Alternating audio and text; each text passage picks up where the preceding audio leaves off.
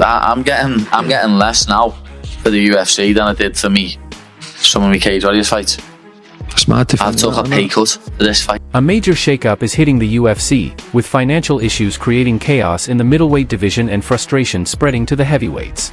Fighters are reportedly reaching their limit as Dana White's latest budget cuts take effect. But what's really happening behind the scenes might be even more shocking than what's being shared publicly. Here's what we know so far about the middleweight division in 2025. Despite rumors of turmoil, official UFC rankings and event data show that the 185-pound division has remained very active this year. In fact, it saw a major title change at UFC 319 when Khamzat Chimaev defeated Dricus du Plessis by unanimous decision in August 2025. The fight went the full 5 rounds, with all 3 judges scoring it clearly for Chimaev, 50-44. It was a performance that many media outlets called nothing short of dominant. So, does that really sound like a division in crisis?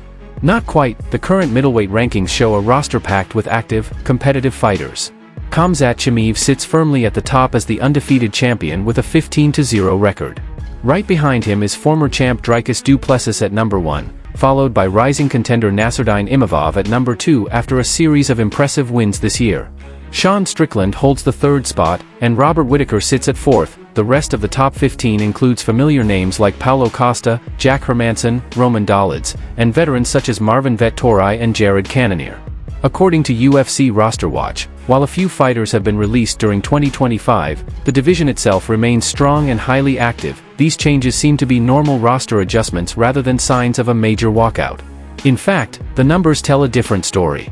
The middleweight division has featured between 12 and 15 key fights in 2025 alone, proof that it's still highly active and competitive. In terms of overall strength, the division ranks in the middle of the pack, slightly behind lighter weight classes like featherweight but ahead of the heavier ones. So where is this supposed mass exodus? Where are the fighters said to be quitting in protest? The truth is, the real tension comes from something that's been an ongoing issue for years: fighter pay. The UFC's compensation system has been debated since the early 2000s and has grown into a major topic of controversy, with lawsuits and public criticism continuing well into the 2020s.